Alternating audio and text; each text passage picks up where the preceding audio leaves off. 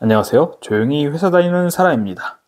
네, 저는 5월 2일 금요일에 휴가를 하루 내고 5월 1일은 노동절이니까 다들 쉬셨죠. 그래서 오늘까지 해서 지리산과 섬진강을 두루 들러보면서 건강한 음식과 자전거도 타고 달리기도 하고 아내와 함께 그렇게 돌아다니면서 그동안 왕복 4시간 출퇴근에 쌓인 그런 심신의 피로를 많이 풀고 왔습니다.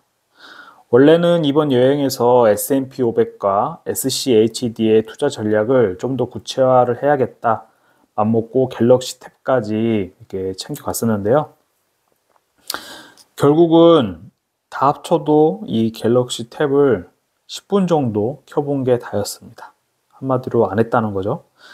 대부분의 시간을 저는 아내와 함께 지리산에서 뿜어져 나오는 그런 이 음이온과 피톤치드를 만끽하면서 아침 저녁으로 조깅과 걷기를 하고 산나물 정식 그리고 육회 비빔밥 같은 비교적 건강한 음식을 먹으면서 푹 쉬다 버렸습니다. 참 신기했던 게 이렇게 좋은 곳들이 많은데 수도권과 달리 원래 수도권에서는 이런 곳이 있으면은 사람이 엄청 이제 붐비잖아요. 날씨도 좋았으니까. 근데 사람이 거의 없었다. 지방 소멸 뭐 이런 것도 살짝 느꼈습니다. 그런데 어쩌다가 이제 갤럭시 탭까지 가져가서 앞으로 집 한 돈 어떻게 투자할 것인가 고민하겠다라고 결심했는데 이렇게 그 10분밖에 고민 안 하는 그런 상황이 돼버렸냐 하면은 구례를 이제 지리산 가는 길에 구례군을 지나면서 어떠한 깨달음을 얻었기 때문입니다. 어, 구례월드 메르디앙이라는 아파트가 있었는데요. 네, 구례라는 곳에 시골 같은데 주상복합 아파트가 들어온다는 게 좀 신기하기도 했습니다. 그래서 그런데 2025년에 찾아보니까 입주가 시작되었는데 이게 분양이 다 안 됐나 봐요. 그래서 마피로 판매한다는 그런 현수막을 여기저기서 쉽게 찾아볼 수가 있었는데요. 좀 알아보니까 2억대에 지금 보면은 2억 8천, 뭐 2억 6천 이 정도의 8사형 신축 아파트를 이제 매수할 수 있는 그런 가격이더라고요. 게다가 조금 어감이 이상하지만 인터넷상에서는 이게 구례의 대장 아파트라고 하는 곳이더라고요. 뜬금없이 제가 뭐 여기를 매수하겠다 이런 의도로 언급한 것은 아니고 아내나 저나 작년 가을에 이어서 올해도 지리산에 가가지고 재충전하는 시간을 가지면서 여기서 살면 어떨까라는 거를 이제 가끔씩 이야기를 해보곤 합니다. 기운이 되게 좋다라는 말을 하니까요, 서로가. 물론 저희처럼 도시에서 직장 생활을 하던 30대 부부가 여행도 아니고 이제 직장도 없는 이런 시골로 와가지고 삶을 살아간다면 지금 느끼는 그런 환상보다는 결국 단점이 더 부각될 것이고 어느 분들께서는 그러한 환상은 깨라 라고 말씀하실지도 모르겠습니다. 저희도 이 어린 나이가 아니기 때문에 갑자기 잘 다니던 직장을 관두고 충동적으로 지리산에서의 삶을 선택하는 것은 무모하다는 것쯤은 잘 알고 있습니다. 다만 우리 부부는 앞으로 무엇을 추구하며 살 것인가, 그리고 우리 삶에서 중요한 것은 무엇인가에 대해 고민해보는 그런 시간을 가졌는데요. 이런 산책로를 걸으면서 그런 생각을 좀 했었는데, 이렇게 공기 좋은 곳에서 산책하고 맛있는 음식 먹으면서 좋은 음악과 책, 그리고 좋은 사람과 하호할 수 있는 조건이면 뭐 인생이라는 게 별거 없지 않을까라는 생각을 했었는데요. 그리고 우리 정도의 자산이면은 구례 올드 메르디앙에서 월세 2천에 70, 뭐 3천에 80 이 정도 하던데 여기에 살면서 나머지 자산은 S&P 500에 투자를 한다고 하면 4% 룰, 파이어족들 사이에서는 되게 유명한 그런 룰이죠. 전 재산의 예를 들어서 10억에 4% 가지고 1년 생활을 살 수 있으면 오랫동안 생존할 수 있는 확률, 자산이 줄어들지 않고 살아갈 수 있는 확률이 뭐 90 몇 %다. 이런 말이 있는데 그런 것처럼 여기 구례에 산다고 하면은 지금 당장 회사를 다니지 않고 뭐 이렇게 산책 다니고 논다고 해도 이번 여행 같은 삶을 살 수 있을 것 같은데 결론에는 도달했습니다. 하지만 아직도 풀지 못한 수수께끼는 우리가 그런 삶을 살게 되었을 때 우리는 과연 후회하지 않을 것인가였습니다. 왜냐하면 이제 돌아갈 수가 없게 되겠죠. 이제 수도권의 삶도 포기하고 직장도 포기하고 내려오는 게 될 테니까요. 그래서 아내나 저나 남들이 어떻게 여기든 간에 지금의 삶에 도달하기 위해서 10대, 20대를 결코 허투루 보내지 않았고 그 결과로서 지금의 삶을 영위하고 있다 생각을 하거든요. 물론 저희는 아이가 없는 딩크 부부이기 때문에 남들보다 어느 정도 쉽게 어느 정도 수준에 도달했다라고 그런 건 보고 있습니다. 하지만 아이가 없는 만큼 우리 부부는 또 나름의 부분에서 삶의 의미와 목표를 찾아야 하는 그런 숙제도 안고 있는 거죠.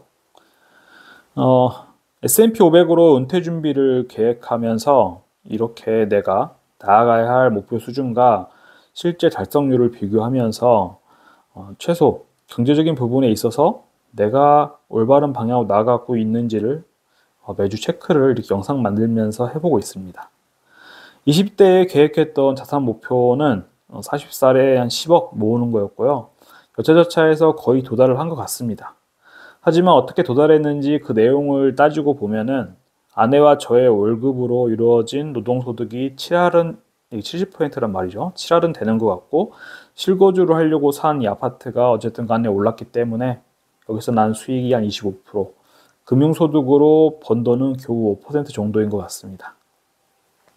그런데 아이러니하게도 제일 관심이 많고 공부하는 시간도 많은 주식에서는 별다른 수익을 내지 못했다는 게 좀 그렇고, 하지만 별로 관심도 없고 주식 부동산으로 돈 버는 것 자체에 대해서도 올바른 건 아닌 것 같은데 라고 생각했던 그런 탐탁지 않아 했었죠.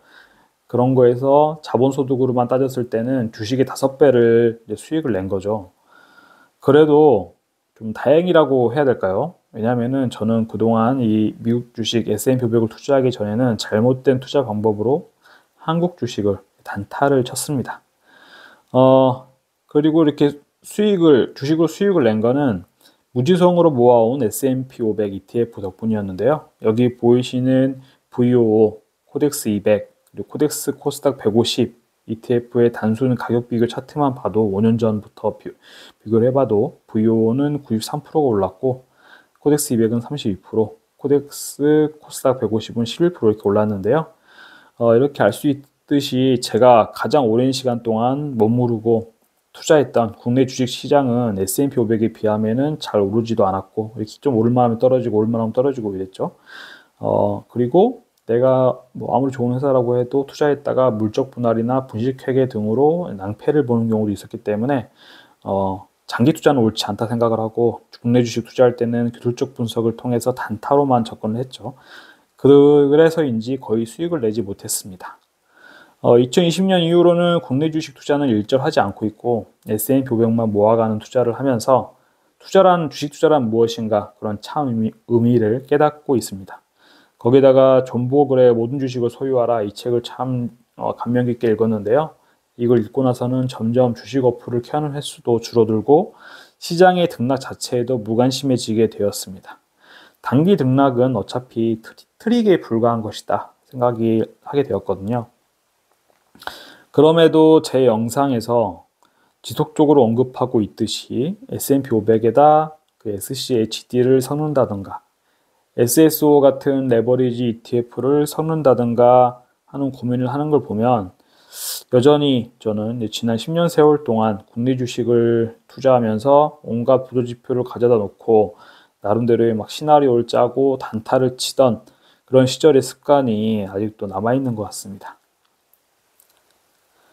그럼에도 제 영상에서 지속적으로 언급하고 있듯이 S&P 500에다 그러고 보니 이 그래프에서처럼 작년 12월 말 대비 수익이 1,800만 원이나 이렇게 사라졌죠 지금.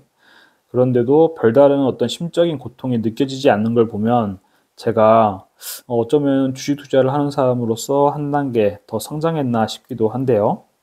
S&P 500만 투자해서 이 정도 멘탈을 갖는데도 한 5년이 걸렸는데 이제 와가지고 목돈, 집 팔고 나는 목돈 몇 억을 이렇게 슈드에다 포트폴리오 추가를 한다면 과연 내가 이 포트폴리오에다가 몇 퍼센트나 할당해야 할지 혹은 지금까지 한 주도 없었기 때문이죠. 슈드라는 게 어떤 상품인지는 알지만 직접 투자한 경험이 짧기 때문에 또 이 시장이 오르고 내리고 남들은 오를 때 나만 좀 지지부진하게 오르고 할 때의 그런 포모 현상 이런 거를 얼마나 내가 이겨낼 수 있을지 괜한 고민거리가 늘 것 같다는 생각이 들었습니다. 근데 이런 기사도 최근에 있었죠. 슈드가 미국 모닝스타라고 하는 그 ETF 평가 사이트에서 별이 뭐 5개였는데 2개로 줄어들었다. 평가가 안 좋아졌다. 이런 말이 있어가지고 여기저기서 이제 좀 영상도 막 올라오고 그랬던 것 같은데, 하여튼 이런 것처럼 제가 슈드에 대해서 어떤 투자 경험도 짧고 믿음도 부족하기 때문에 여기에 대해서 조금이라도 안 좋은 기사가 나오면, 그리고 이렇게 S&P 500 대비해서 안 좋은 투자 수익률이 안 좋은 구간이 오면 내가 이걸 안 팔고 버틸 수 있을지, 이런 거에 대한 의구심도 생겼습니다. 있을 것 같습니다.